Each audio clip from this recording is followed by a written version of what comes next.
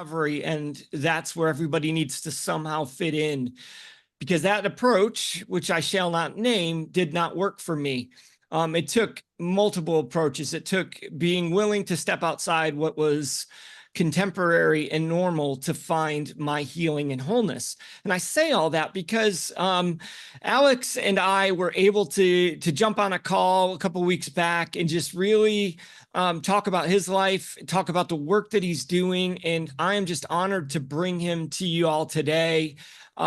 He is somebody that I think is bringing a new approach to the world of recovery. He is challenging the norms in his work and saying that there are other ways to go about recovery, and some of them are challenging to people. And I'm just excited to bring him to us today. And to just jump into a highly engaging conversation about some of the work that he's doing, and of course about what it takes to break free from contemporary addictions as well. So Alex, welcome to the show. George, thank you so much. And thank you, Pastor Ed. It's been such a pleasure getting to know you over the years. And I'm really happy to be here in front of your community. Yeah, glad we pulled it off, because between my hurricane and some miscommunication, it's always as they used to say on the A team, I love it when a plan comes together. So here we are. Alex, you got this really exciting life. I don't want to just go into questions about recovery. I want to just talk a little bit about you. Between your writing, your executive coaching, practitioner of somatic psychotherapy, these are like exciting topics. But then you have Life Not Wasted, which we're going to talk about today, Natura Care, which I also want to discuss, and Sons of Now, which are sort of your three main focuses in your life. But as a man, how did all of this come about? Yeah, that's a good question. And I think for me, it started early on, like a lot of us who have walked this path. Looking back as a teenager, I got my first taste of relief from drugs and alcohol, and things really intensified from there. But to make a long story short, I found myself in California, in San Francisco, California, shortly after the Great Recession. And so the early 2010s, and had sort of stumbled my way into a tech career. And at this time, this is when we thought that technology was an incredible force for good in the world. I was helping build a company that you've probably all heard of, Twitter, now known as X. And it was super exciting and fun and flashy. And on the one hand, this was all looking really good and feeling okay. But on the other hand, I was living a super intense double life where I was running off into parts of town that ostensibly a guy like me wasn't supposed to be hanging out in, and just engaging in all the seeking and self-destructive behaviors that are so common to this condition.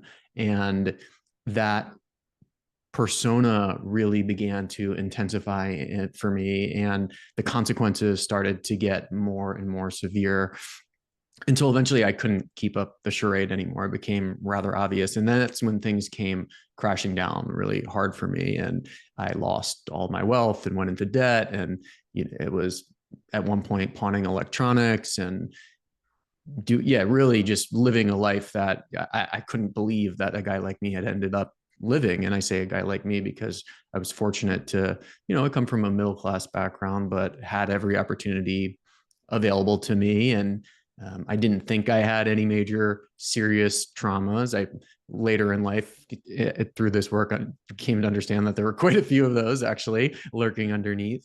But yeah, anyways, when I sort of had my bottom point, I had just been let go from a job that I thought was going to be my redemption. My now ex-wife had essentially indicated that she was done, and I was broke in debt with no health and horrible withdrawal. And at that point, that's when I was like, I really need to make a change. And that's when, as as we say, I was brought to my knees and was really willing to open myself up to something bigger than myself. And so that's when I feel spirit really started to work through me, because I was finally able to get out of that intellectual, hard-headed way. Um, and then, to condense the story even more, a lot unfolded rather quickly from there.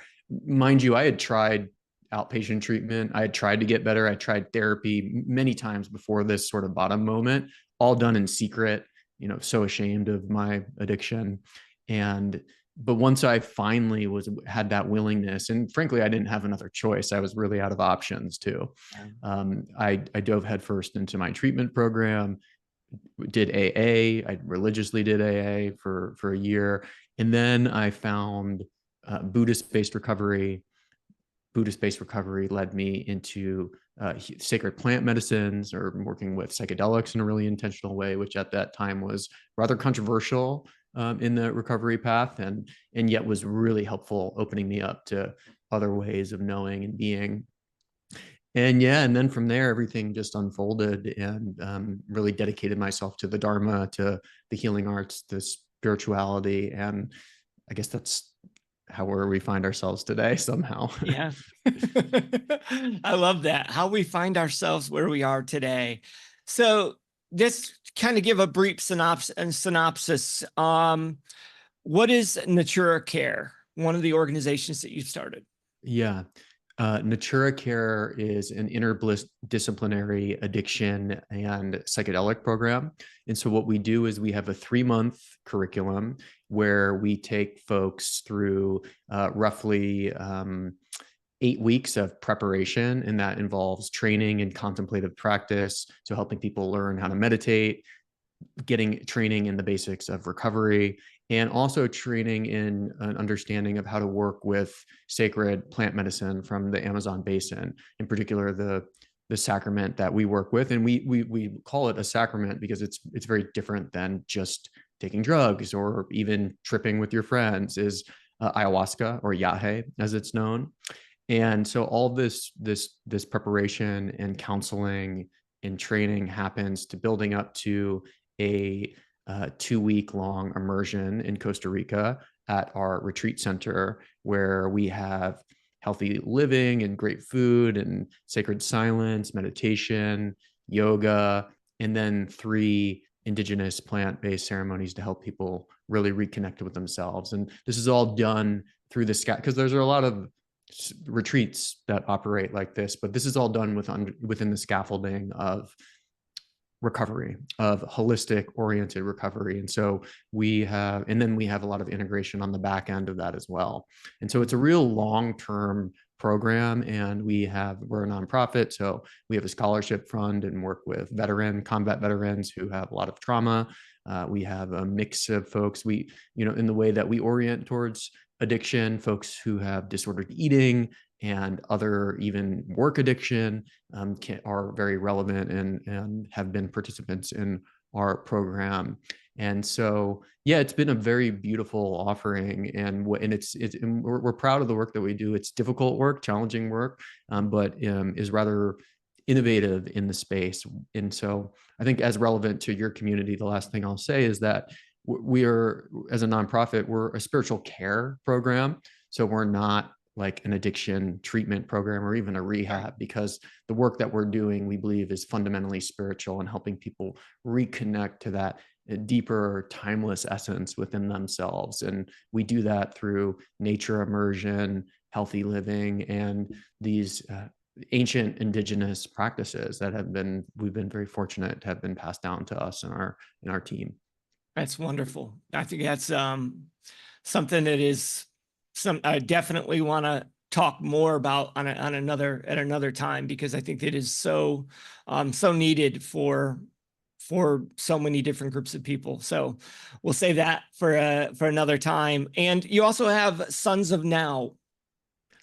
Yes, yes, yes. And so Sons of Now is actually not specific to recovery. That said, given the work I do, a lot of folks who struggle with addiction do come our way. And Sons of Now it's a men's group, and so we say it's a men's group for the meta modern man, and we meet weekly And you can think of it as an intimate council where we are men gathering together to work on ourselves, to work on helping each other realize our personal dreams and visions, and also to embody and explore what it means to be a man today in this world. What does it healthy masculinity even look like today, right? These are confusing, charged topics for a lot of men, and so we're creating a space to explore that. And it's been a really beautiful.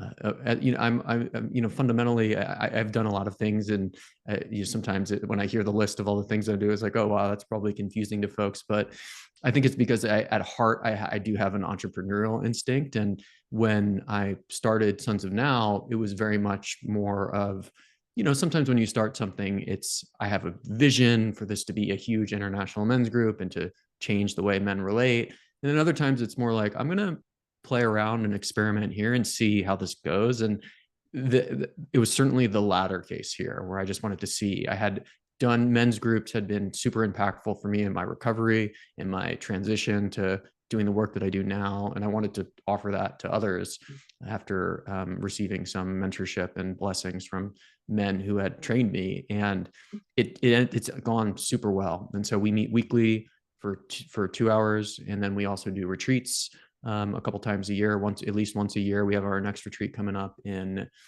November in the Hudson Valley, New York. And so it's been just a beautiful way to connect and to build lifelong bonds. That's awesome. I think it's definitely needed in a very confusing time in our society. What does it take to be a man, and healthy masculinity is something that question alone will come up with a wide range of answers from different people, with many different things influencing the answer. So, but now we're here today for Life Not Wasted, which is you're breaking free from contemporary addictions. So tell us a little bit, what is Life Not Wasted, and how did it come about? Yeah, thank you for that. So Life Not Wasted it's an online course, and it's essentially my offering that distills everything that I've learned throughout the many years that I've been on this wayward path.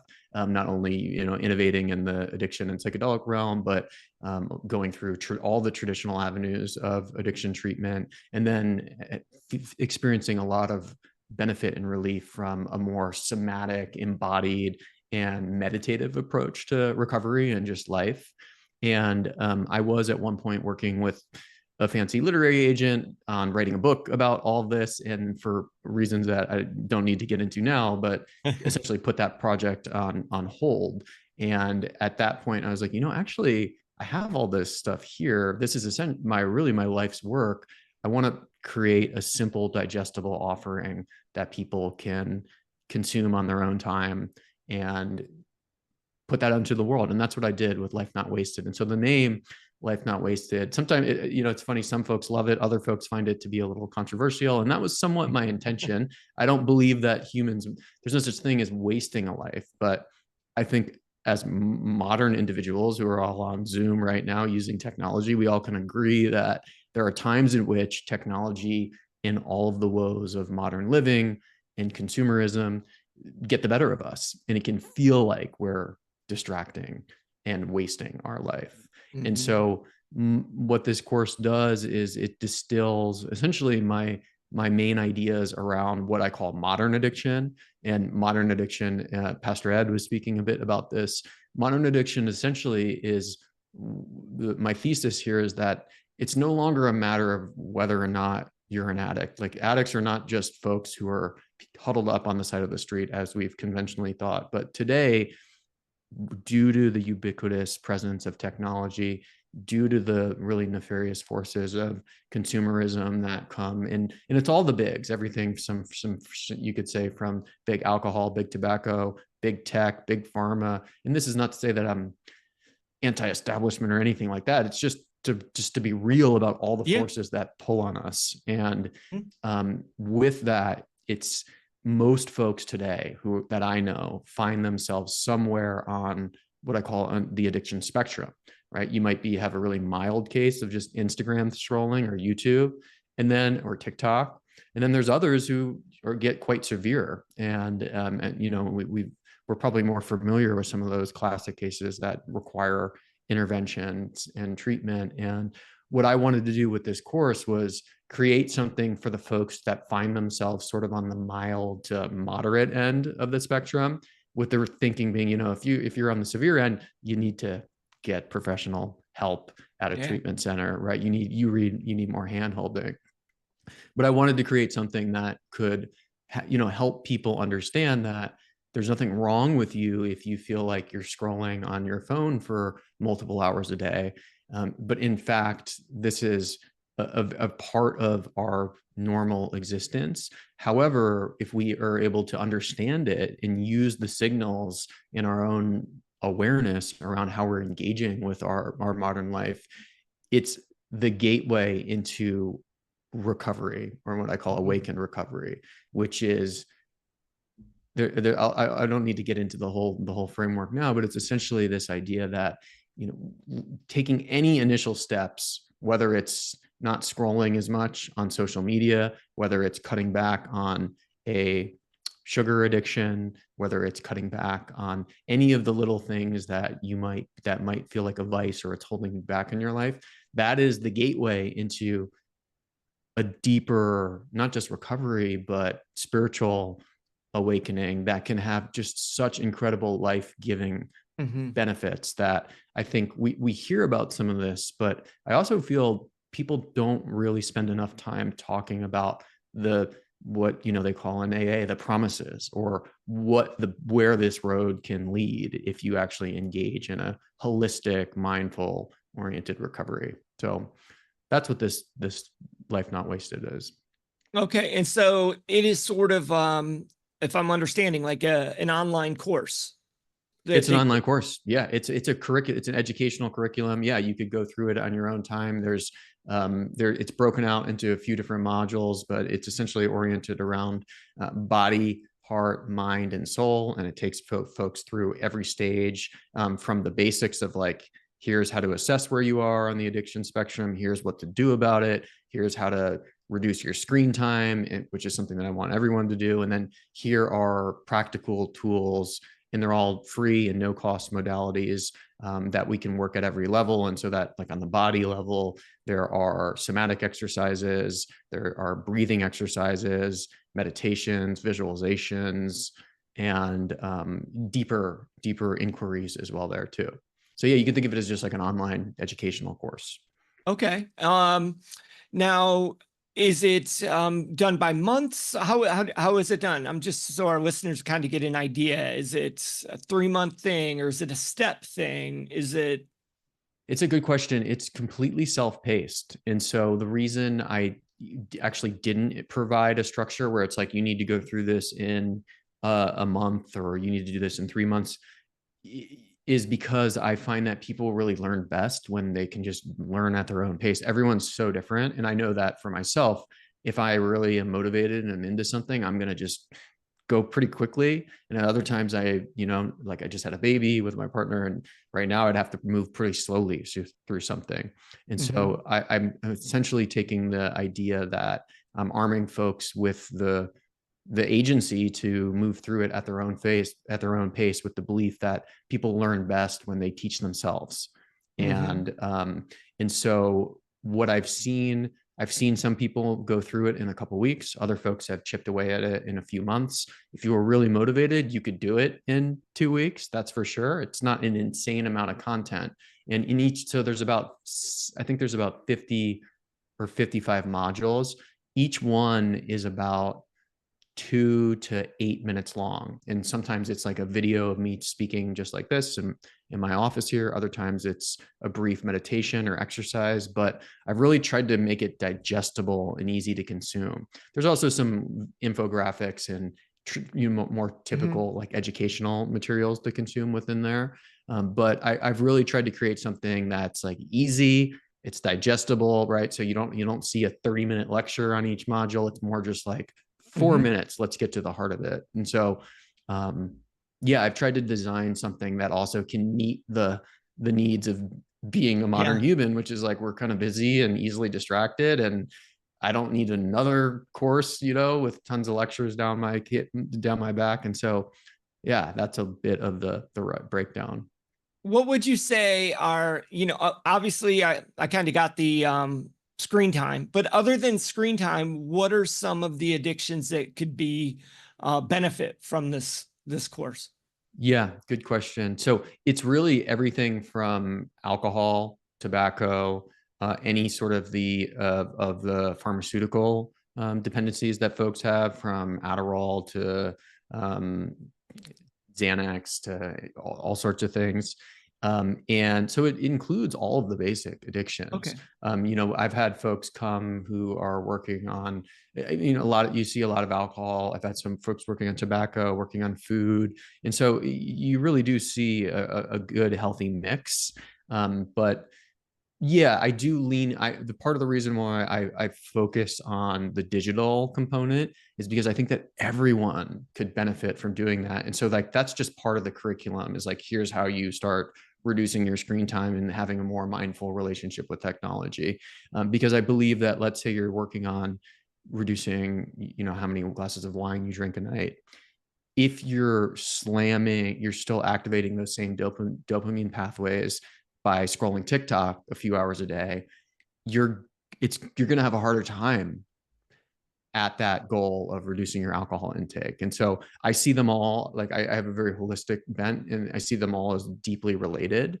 But in general, it's a very open-ended, whatever I think. And I would say is, I haven't encountered something where someone's like, Mhm. this hasn't met my needs, as far as Right. like, in fact, I've actually had a few folks take it who have extensive recovery experience and have struggled with very severe addictions. And they've messaged me saying, I really, I know you're targeting mild to moderate addictions, but I think that this could be suitable for people with more extreme addictions. But for a lot of reasons, I don't want to position that, because I think if you are on that end, I want people to get the help they need. But I have been happy to receive some notes like that. Yeah, yeah. You mentioned the spectrum. So I'm just curious, did you read the book, The Addiction Spectrum, or is that just a coincidence? That's a coincidence. Did not know there's a book. Yeah. It's a fantastic book. I'm a huge fan of it. So that's why I was very curious if you read the book. There's a book out there, The Addiction Spectrum, and author breaks it down the same way that, we're all on a spectrum, whether we know it or not. And so where are you on this? Which, I mean, there's probably multiple things, but there's an actual book out there that it is beneficial to help people see things, reframe it. It's not you're a drug addict or you're not an addict. It's like, no, there is this.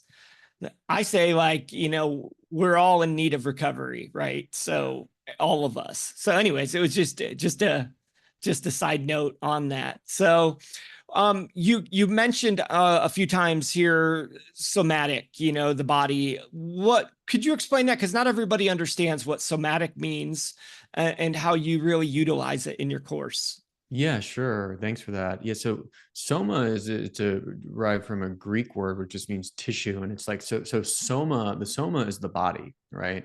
And so when we say somatic, in I'm trained as a somatic psychotherapist. In particular, the Hakomi method of somatic psychotherapy is the method that I'm a practitioner of. And when we talk about the somatic, let's for a minute, before talking about the course, I'll just give a breakdown that might be easier Yeah. for folks to understand.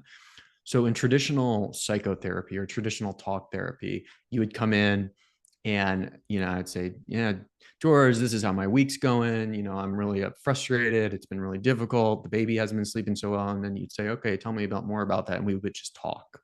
Mm-hmm. With a somatic psychotherapy approach, let's say if you were seeing me, what you would do is just right away is like, okay, I don't need to know that many details. Let me just ask you, like, what are you feeling right now in your body?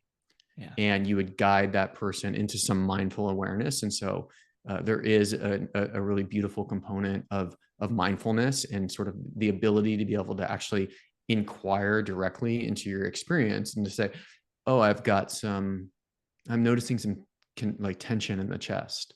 And then we say, okay, well, Can we explore that more and go really gently and slowly and helping people really uncover what's not just going on in the story that they're telling about their life and the things that they're struggling with, but more actually giving room and permission for what's happening inside the body to come out. And usually what happens when that's done skillfully in a safe and supportive setting is that the body has this self-directed and life positive healing current within it.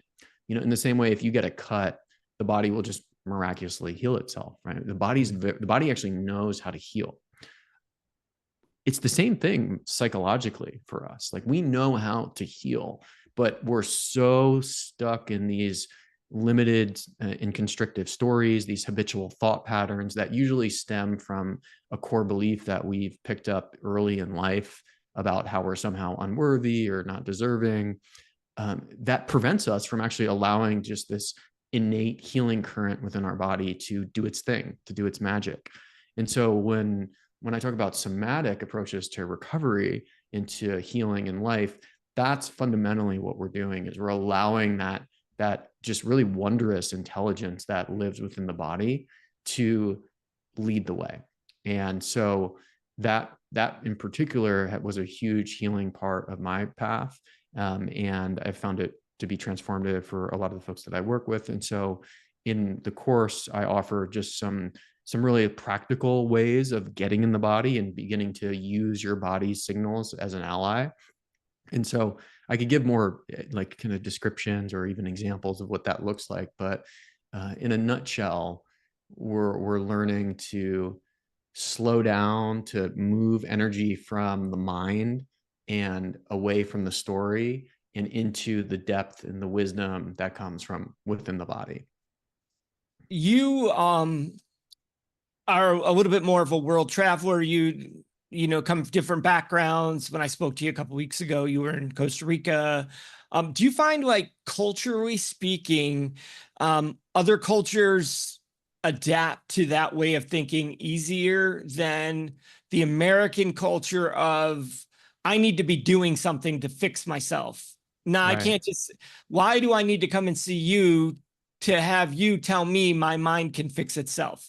Like, what do I need to do? What do I need to do? Where actually, because I love it. I love, I actually see a counselor who is a somatic counselor. So he does that with me. And if somebody would have told me before I went to him, that's what he was going to do, I wouldn't have went.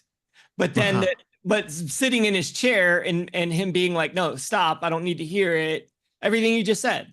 What are you feeling in your body? Now sit with that for a minute. Why are you afraid to let that happen? All of that. And then me, like, wow, okay, walking out of there healed. And I mean, it's a little bit more complicated than that, but you get the point. Is we're just so in our culture, so indoctrinated that what do I need to do to fix this? And then just being able to heal myself, that doesn't work for a lot of Americans that I know. Yeah, right. That's such it's a really good point. And, when I'm down in Costa Rica, we have some of our retreats down there. And so I'm not actually working with too many of the locals there, but you're right that it is a very cultured thing. And just the Western mind, the Western body mind is so action oriented. It's so intellectual that, some folks, in particular men, I work with a lot of men, and this is, I don't want to make huge generalizations here, but in general, men struggle more to actually feel, to be in their body and to be in the feeling state. And so it can be a real challenge. And that's where doing this sort of work actually requires some psychoeducation. It requires the training in mindfulness or contemplative practice where, if you're just meeting someone and they've never, let's say, meditated, or they've never done any sort of mindfulness practice, this might be rather strange to invite someone. Well, what do you mean pay attention to bring my awareness to my belly and let that just happen? What is it? What do you mean by that? Right. And so fundamentally, these are like meditative techniques and practices. And so sometimes it requires a lot of skill building to get a person comfortable to where they actually have the ability to be in the body and not just be in the thought space.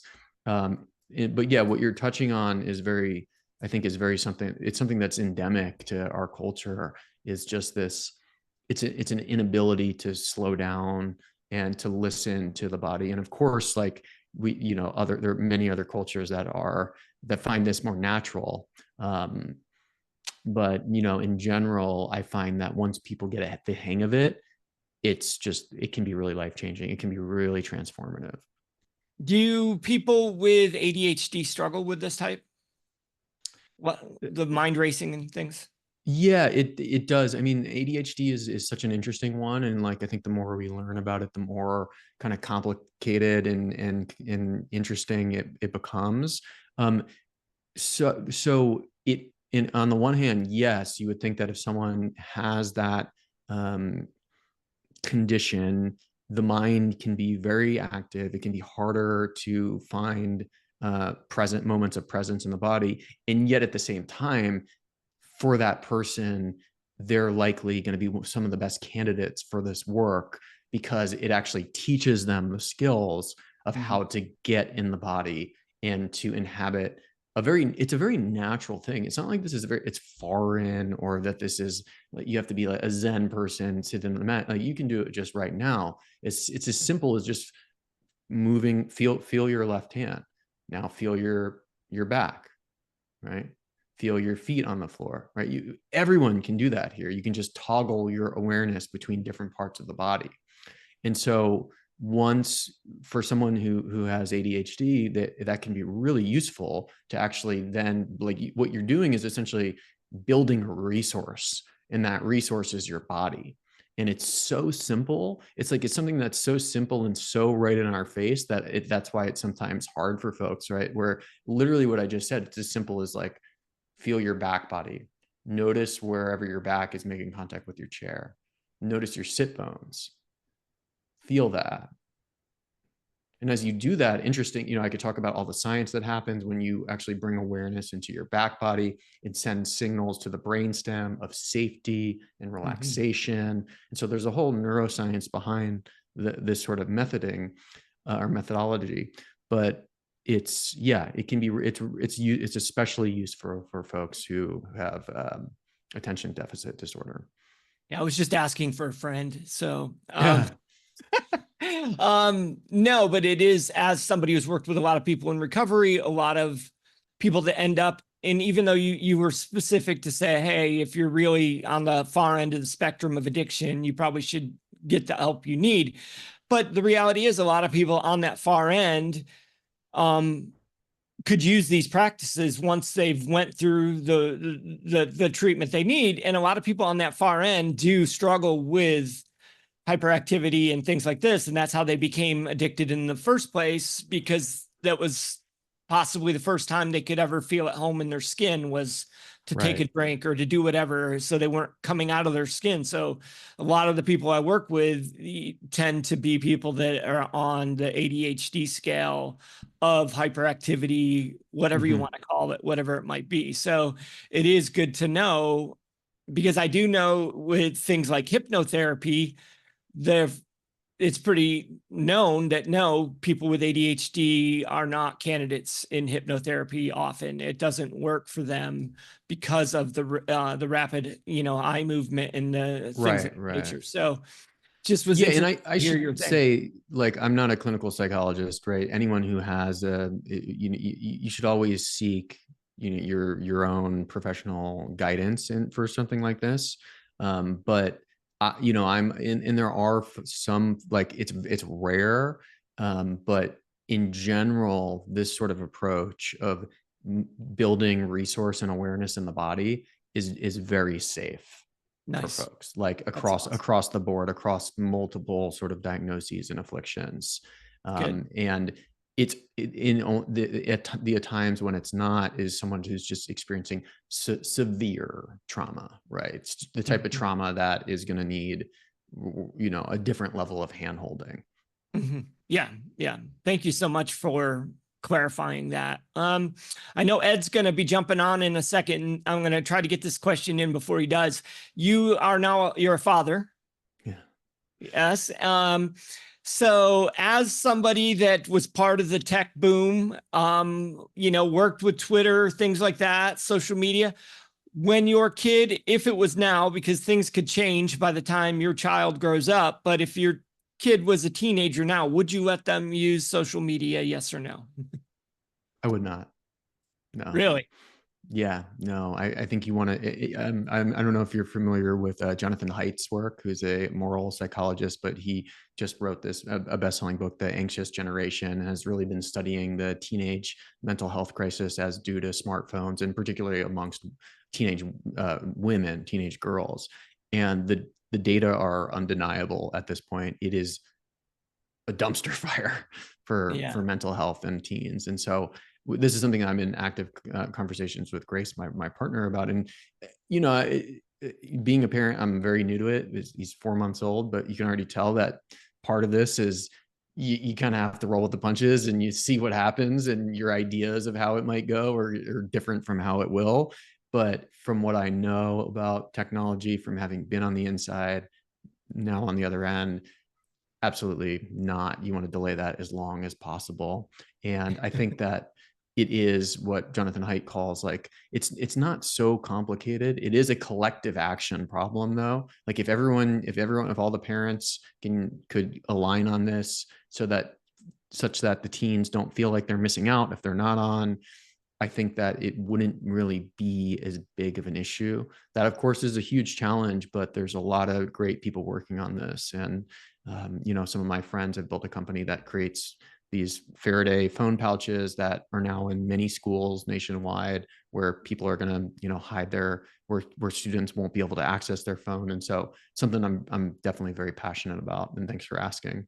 Yeah, I think a lot of our people listening or watching could easily ask that same question, and I knew that would be on people's minds. So I see Pastor Ed on the on deck sign here. So Pastor Ed, did you want to chime in? Yeah. Oh, you're muted. Yeah, that helps, doesn't it? Anyway, fascinating conversation. I love this. I guess I want to say I'm going to do just a quick commercial, but I want to invite folks while I'm doing that to think of their questions and put them in the Q&A, because we're going to come back to those. But I love this conversation because this is where I keep kind of bumping up against in my work as the Center of Addiction and Faith, because everybody hears the Center of Addiction, they hear that word addiction and they go, oh, that's for those people. And you're making the point for me today, Alex, that it's all of us to some degree, and we all have something to learn about this. And I think if you learn about addiction, you really find out about yourself. I mean, it is really kind of endemic to the human psyche. I mean, we're hardwired for it. And in any case, we live in a very addictive society, and so we all have this challenge. And so this is the conversation I want to have with faith communities. And I want them to understand that their understanding of addiction is part of the solution to the addiction crisis. Most of us are working with really old ideas about addiction and mythology, because a lot of it's just 50-year-old information. And there's been a lot of studies, a lot of research done. And people need to know this, because it really does tell you about yourself and who you are and why you do the things you do. And when you understand that, you can have compassion for those who are, severely addicted, and you can be of help to them. Right now, because of our ignorance, we're not very helpful, and we just continue with the stigma. And people who really deserve some caring and love and healing are being ignored and ostracized, and it's needs to change. And there's nobody in the progressive mainline church that's talking about this. And so the Center of Addiction and Faith it's hard work, because the church, which is my main audience, moves on from this topic. They come to it, but then they kind of move on. And so we need to keep driving the conversation and keep continuing to put it in front of everyone. And that's what we're doing here. That's our mission. We're a prophetic voice for the good of all. And so I need your partnership in doing this work. And so this is my appeal for your if you believe in the work that we're doing here and think it matters, and I do, if you would support it, that would be great. Even a small amount every month would be huge. So I ask you for that. And then I'm going to add my question. I'm done with my commercial, but I'll add my question. Alex, you were during your introduction, you had mentioned something about after you were in recovery for a while, dealing with some of the trauma in your life. And I'm realizing, well, I've been in long-term recovery for 38 years, and I'm really coming up against some of that. And I'm really surprised that it's there and it's so big, and that I've avoided it for this long. But events of my life happened, and what I found is that I could have saved a lot of years if there was some understanding and knowledge about how to, you know, that underneath my addiction there was some other stuff there that I wasn't aware of, and I'm learning that that's probably true in almost every case with addiction. The more severe the trauma. I have like 7 out of 10 ACEs on the ACEs score. Mm-hmm. And so, I've just that it helps to know about that, because then you can kind of say, oh, that explains a lot. But then what do you do with it?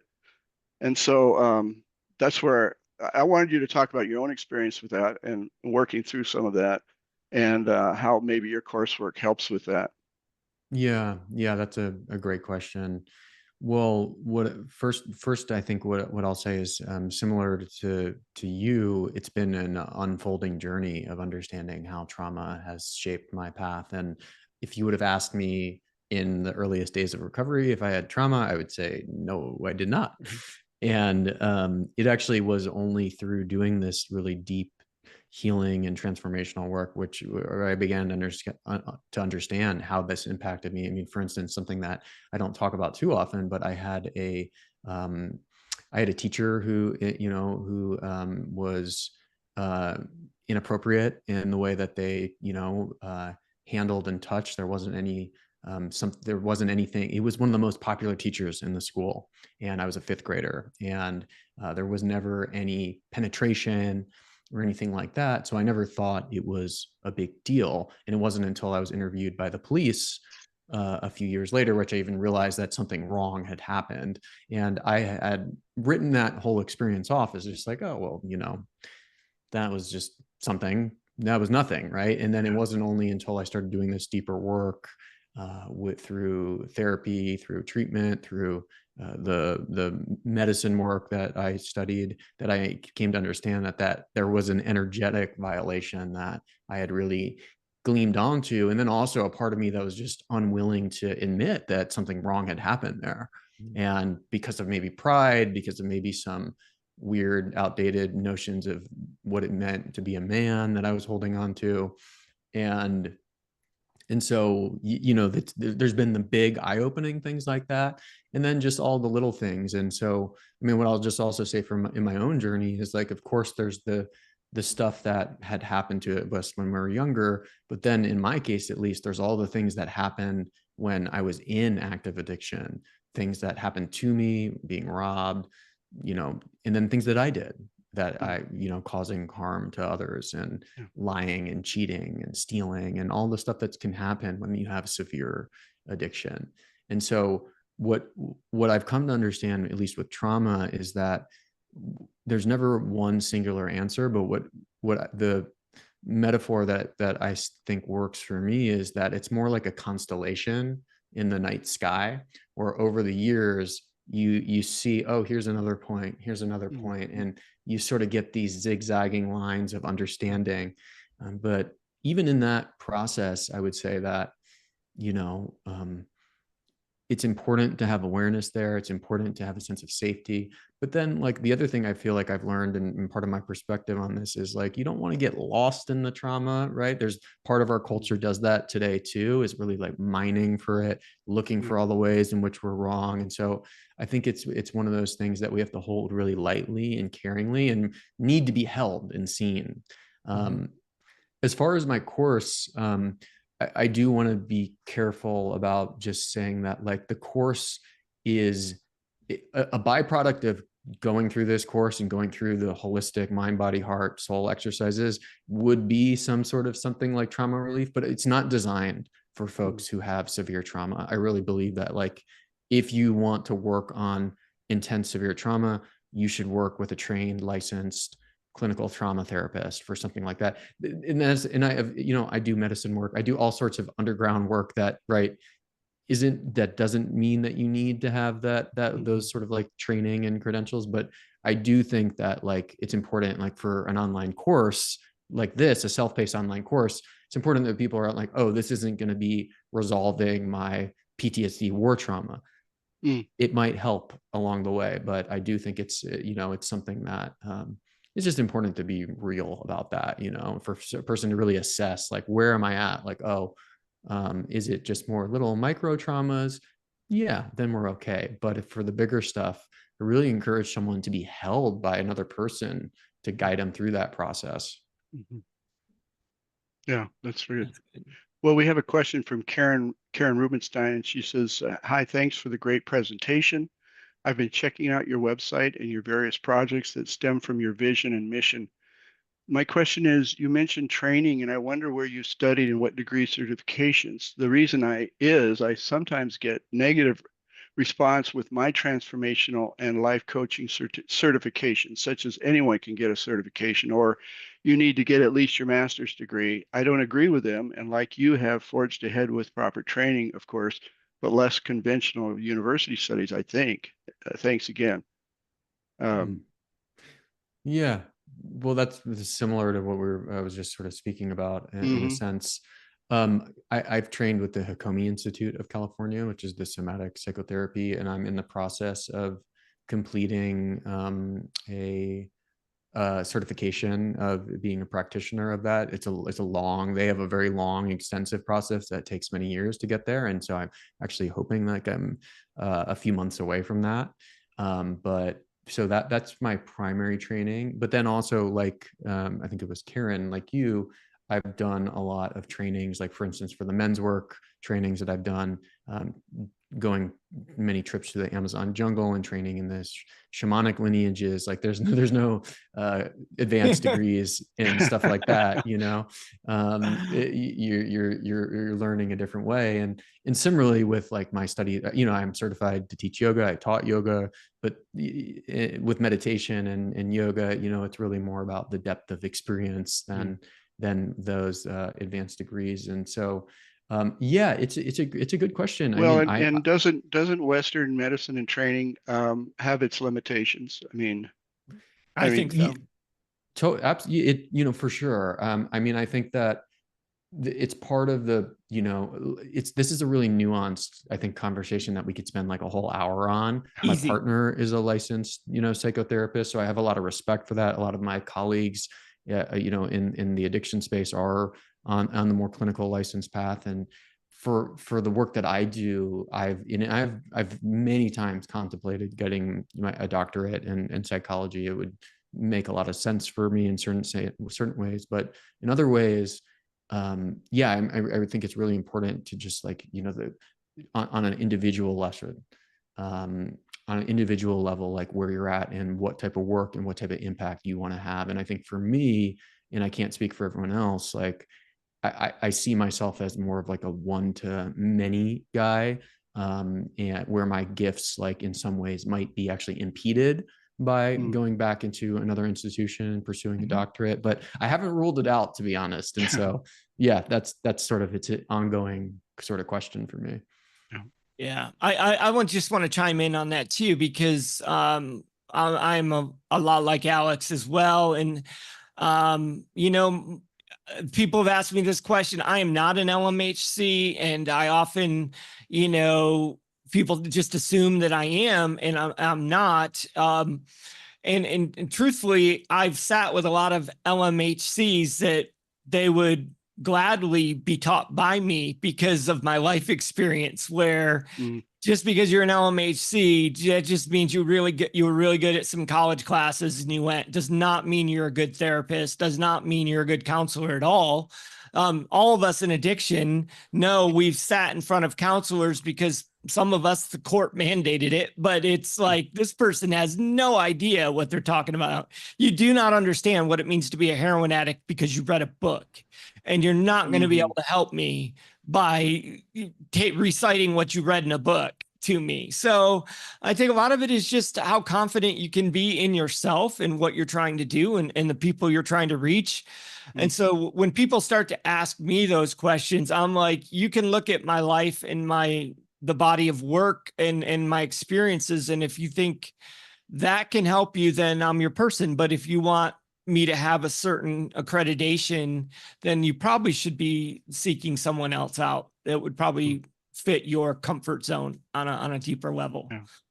Well, and I think 12-step groups have helped us see the healing power of community, Yeah, absolutely. And wisdom in community. Mm-hmm. Yeah. I like that point you made, George, about particularly with addiction and recovery. That is one area where you don't need a license or a degree to make an impact on someone. And I think you're really right about that, is that like the direct lived experience is more important than anything else. And that's something that for those of us who've been fortunate to have, thriving recovery, that we have, that's part of the gift, right? And it's like, if you can string a week, a month together, you have something to teach someone who can't. And I think that is particularly potent in the addiction recovery landscape. Yeah, absolutely. Alex, I kind of wanted to, this is like a final question for me anyways. What's next for you and your initiatives? How can people get involved in the work that you're doing and continue learning from you and your insights? Yeah, thank you so much. So my website is just my name, alexolshonsky.com. There you can check out the various projects like the Natura Care programs, Life Not Wasted, the course. If folks want to check that out, I'd be happy to answer any questions that people have around that as well. Can they access your writing there? You can as well too, and that's what I was also going to say next, is that from there you can sign up for my Substack newsletter, which is how Ed and I met, and that's where I write weekly essays and I do podcast conversations, and the writing has been such an important, powerful part of my journey. And I write about a lot of things we talked about, from modern addiction to new ways of healing, spiritual inquiry, all that. Your article on electronics was very impactful for me. I love the image of you cleaning up your electronics at the end of the day and putting them away as a way of putting them to bed. I mean, it's great. Yeah. That was, I think, where Zen meets Zero Inbox. Yeah, that's a recent one that you can check those essays. They'll all be on the website and on the Substack. And I put a lot of time and heart into those. And so. Well, your writing is spectacular, and I highly recommend his articles. I got to cut us off here. I'm sorry. I don't know if you got your answer completely, George, but maybe we could stick around afterwards. But I always make a promise to my guests that they can go at the end of the hour. But my great thanks to Alex. If you want to know more about him, as he said, go to his website, alexolshonsky.com, and your name on the screen is with an I, but this is with a Y. It looks like, I was gonna redo that. There's no I, it's a Y. There's no I. Okay. Yeah, you it used to be spell your own name. Huh? I didn't do that. By the way, really? I think someone else did that. I just hadn't had time to change it. I'll change it now. All right. But I could do it for you. Yeah. But thank you for the work you're doing and for being here today, and for pushing for people to understand addiction is in all of us, and you're helping to open our eyes to that. So thank you. This webinar is recorded, will be available for free on our smartphone app and on our website, along with a huge library of other great videos, webinars. Next month, our webinar will be about drug disposal. Studies show that a majority of abused prescription drugs are obtained from family and friends, including from the home medicine cabinet. So we need to understand why it's important to dispose of those drugs and safe ways to do that. We'll hear from the DEA and the makers of Datira, who have a product to help you dispose of drugs safely. And we will we'll learn and understand the seriousness of this problem, what we can and should do about it. And this is a great project for a congregation to have a drug pickup day or cleanup day. Our annual conference is coming up, and it's all about trauma, addiction, and the power of faith to heal. It's coming this October. It's just a few weeks away. It's coming up. This year, the conference will be entirely virtual with this, our biggest lineup yet of speakers and breakout workshops. I hope you'll plan to be there and be watching for more information. If you don't have our smartphone app, you should, because when I find great articles like Alex's, I will post them on there and you get them fed right into your phone if you have the app. So pick up the app. It's called Center of Addiction and Faith at your app store. And did I mention it was free? And it's full of all those resources I've mentioned. So thanks for coming today, and thanks to our guest, Alex, and our host, George. God bless you all. And may you go in peace and reach out continually to those who still suffer. God bless you all.